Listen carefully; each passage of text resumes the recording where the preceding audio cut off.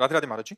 महाराज जी, परिवार में नकारात्मकता हो, घर में कलह हो रही हो, गृह युद्ध जैसी परिस्थिति बन रही हो, तो अध्यात्म के रास्ते पर कैसे आगे बढ़े? वैसे ये चीज तो घर घर में हो रही है।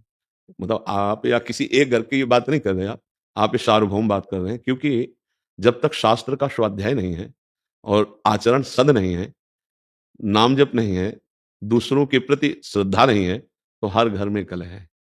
जवान बच्चे बूढ़े माता पिता का जो आदर होना चाहिए अनादर हो रहा है। कुछ बच्चों की मनोभावनाओं को रौंदा जा रहा है माता पिता के द्वारा। पिता भी ऐसे हैं जो पोषण करने वाली वृत्तियों में शोषण कर रहे हैं। तो कई जगह घूम करके अगर बुद्धि को देखा जाए तो धर्म विरुद्ध आचरणों के कारण हर घर में कलह हो रही है। कोई बिरला ऐसा घर होगा जिसमें प्रियता हो, पति पत्नी में प्रियता, पिता पुत्र में प्रियता, भाई भाई में प्रियता। कलह की प्रधानता होने के कारण ये सब अशांति में बदल रहा है। क्यों कलह क्यों होता है? क्योंकि अपनी मान्यता के अनुसार अपने को सुख भोगना है। जहां हमको अपने सुख में बाधा पड़ेगी वहीं कलह हो जाएगा। तो हमें लगता है कि जहां कलह हो वहां अपने को शांत करना सीखे, उनको शांत करने का उपाय करेगा तो क्रोध बढ़ जाएगा और कलह और बढ़ जाएंगे। अगर हम अपने को शांत करना सीख लें तो शायद हम कलह से बच जाएं। कलह को तो नहीं हटा सकते क्योंकि बुद्धि अशुद्ध हो रही है। देखो कई बार हम प्रार्थना की है कि जो हमारे नवीन भाई बहन गंदे आचरणों में उतर रहे हैं, ये सदगृहस्थ नहीं बन पाएंगे। इसलिए नहीं बन पाएंगे कि हमारी जैसी वृत्ति होती है वैसे ही हमारी वृत्ति पुष्ट भी होती है।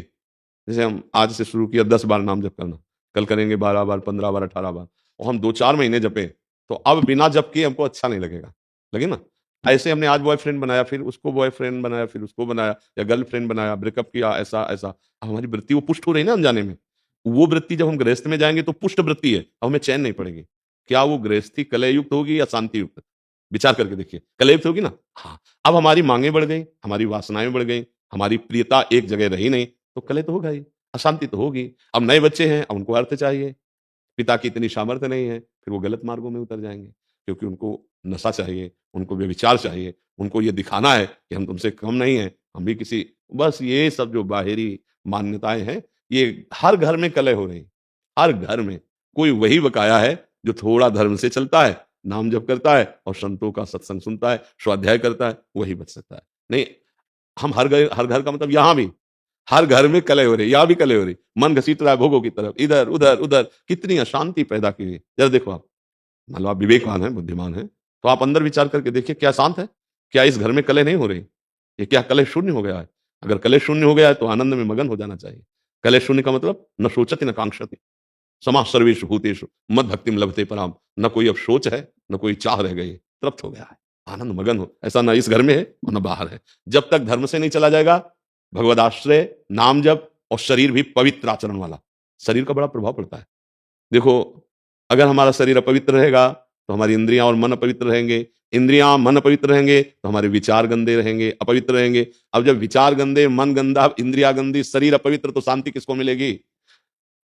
सुख किसको मिलेगा? फिर वो क्या, चिड़चिड़ा स्वभाव, कड़ुआ स्वभाव। कुछ ऐसे दृश्य जैसे संसार में देखे ना कि लगता है कि ये मनुष्य रूप में राक्षस है, ऐसा निर्णय होता है, क्योंकि राक्षसी बुद्धि बढ़ गई है। अरे जैसे बूढ़ी माँ है, उसको जवान बच्चा पीट रहा है, ये राक्षस नहीं? अरे जिसके चरण धो के पीना चाहिए, उस माँ ने गर्भ में धारण किया, उस माँ ने हमारी शौच फेंकी, हमको इतना सयाना किया, अब तो हमको उसकी सेवा करनी चाहिए, उसके थप्पड़ मारा। ये राक्षसी बुद्धि बढ़ गई। पिता ने जीवन भर कमा कर अपने बच्चों को, 2 बच्चे 4 बच्चे पढ़ा लिखा के बड़ा किया, सब संपत्ति दे दी प्यार में, वो पिता के विपरीत हो गए। ये बहुत तरह की ऐसी मनोवृत्तियां हैं जो हमारे हृदय को जलाती हैं और बाहर। इसीलिए हम सबसे कहते हैं, प्रार्थना करते हैं कि अगर आप नाम जपना शुरू करें, अपने छोटे छोटे बच्चों को 1 माला ही सही, 5 मिनट ही सही, राधा राधा नाम सुनाएं और उनको अच्छे आचरण की शिक्षा दें, तो आगे चलकर वो अच्छे गृहस्थ बन जाएंगे। अगर जिन बच्चों को शिक्षा नहीं दी जाती, वही बच्चे उद्दंडता में फंस जाते हैं। अच्छा, माता पिता में जब जीवन में भजन नहीं किया तो अब शास्त्रों का ज्ञान नहीं कि हम उससे सह सकें, अब वो जलते हैं बेचारे, अशांत हो जाते हैं। बड़ी अव्यवस्था है जीवन में।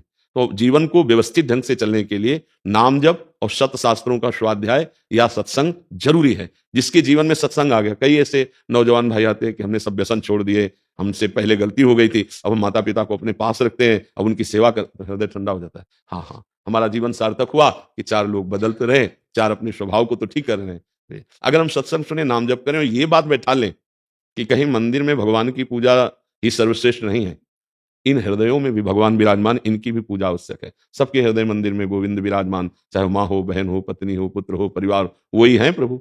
अगर वो चले जाएं तो उन शरीरों को हम प्यार नहीं करेंगे। अगर इस भावना से, तो फिर हमें लगता है कहीं कलह नहीं रह जाएगी, पर बड़ा मुश्किल है अब, क्योंकि बहुत गंदे आचरण बढ़ गए, बहुत गंदा नशा बढ़ गया है, बहुत बढ़ गया है। मतलब एक बार मन घबरा जाता है कि अभी ये हालत है तो आगे क्या होगी। छोटे छोटे बच्चे, लाख प्रार्थना करो, वो नशा करने लगे। जब नशा करते हैं तो उनकी बुद्धि ठीक निर्णय नहीं कर पाएगी। जैसे हमने प्रार्थना की थी अभी नया वर्ष का, ये जो अंग्रेजी के दिनों में नया वर्ष मनाया जाता, अपना तो चैत्र में होता है, तो अंग्रेजी दिनों में अब नए नए बच्चे उद्दंडता कर रहे हैं, शराब पे रोडों में टहल रहे हैं, तो उद्दंड, ये कोई उत्सव है?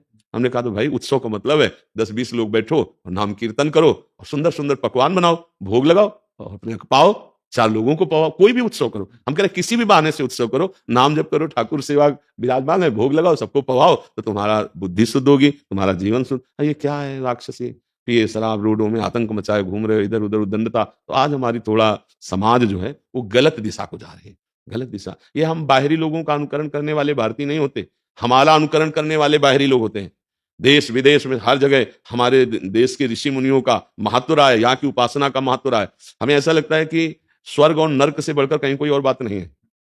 अगर मोक्ष है, परम पद है, कैवल्य पद है, तो भारत के ही ब्रह्म ऋषियों के द्वारा शोध की हुई बात है। नहीं तो नर्क और स्वर्ग से बढ़कर कोई बात नहीं। जहां देखो तो नर्क की बात या स्वर्ग की बात, ऐसा कुछ लगता है। ज्यादा तो हम पढ़े नहीं अन्य धर्म ग्रंथों को, लेकिन बातचीत से लगता है सच्चिदानंद परम तत्व में मुक्त हो जाना या भगवत प्रेम तत्व बोध, ये बात यहीं की ऋषि की होगी। भारतीय कोई ऋषि अगर बाहर गया है तो भले मोक्ष की बात हो, योग की बात हो, अन्यथा स्वर्ग नरक की बात नहीं। तो हम भारतीय हैं, हमारा अनुकरण दूसरे करें ये बात तो ठीक है, लेकिन हम दूसरों का अनुकरण करके भ्रष्ट हो, ये बात ठीक नहीं। जिनके घरों में ये सब होता है, मांस खाना, मदिरा पीना और ये, तो फिर वो घरों में विघ्न ही विघ्न रहेगा, पक्का समझो। और जिनके घरों में 10 मिनट भगवान नाम कीर्तन होता है, ठाकुर विराजमान, आरती होती है, तो निश्चित समझो, हम मान सकते हैं कि कुछ समय के लिए उनके पास धन ज्यादा ना हो, दुख भरी समस्या ऐसी दिखाई दे, लेकिन वो उनका कुल पवित्र होगा, उनका हृदय शांत होगा। एक दिन वो दीपक की तरह जलेंगे और बहुत आगे तक जाएंगे।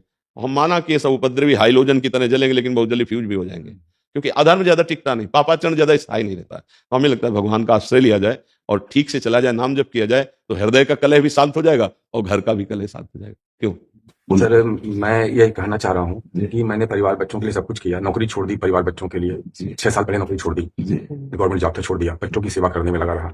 पर साल भर से 3-4 साल से घर में इतना कला, इतना मार पिटाई, हम ही को ही मारते पीटते रहते, हमने घर ही छोड़ दिया। हमने पत्नी बच्चों सब दिल्ली में हम छोड़ के, हाँ वृंदावन, केरला से आए, वृंदावन में केरला नौकरी करते थे, छोड़ दिए। और हम अब और कहीं प्रभु क्षण से और कहीं मुझे जाना भी नहीं, इतना मार पिटाई, गला तक दबाया मेरा, इतनी बार दबाया गला, सब कुछ दे दिया उनको। ये केवल आपका विषय नहीं है, ये लाखों पिता का विषय है, लाखों लोगों का विषय है। तो मतलब पढ़ाई था, वो लोग रिस्पॉन्स नौकरी पा गए, वो लोग सब कुछ पा गए।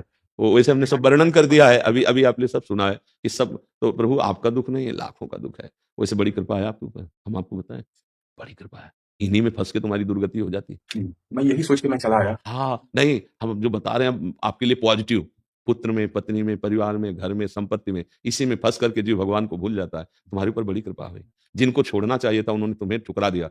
अब अगर राधा राधा जप पाओ और भगवान के आश्रित हो जाओ तो तुम्हारा जीवन सफल हो जाए। मुझे नंगा छोड़ के चले आए, वहाँ पे लोग तिरुपति भी नहीं, आपको रोना नहीं, चप्पल भी, पैसे भी नहीं थे। नहीं, आपको रोना नहीं है, आपको हंसना है, संसार का दृश्य देख के हंसना है। ये देखो, इनको मैंने पुत्र माना, इनके लिए जीवन अर्पित किया। इसीलिए हम जब कहते हैं ना कभी कभी, कोई किसी का नहीं है, देखो एक पिता है, इसने क्या क्या नहीं अपनी संतान के लिए की होगी। और सरकारी किस डिपार्टमेंट में, सीआईएसएफ में पुलिस में इंस्पेक्टर थे।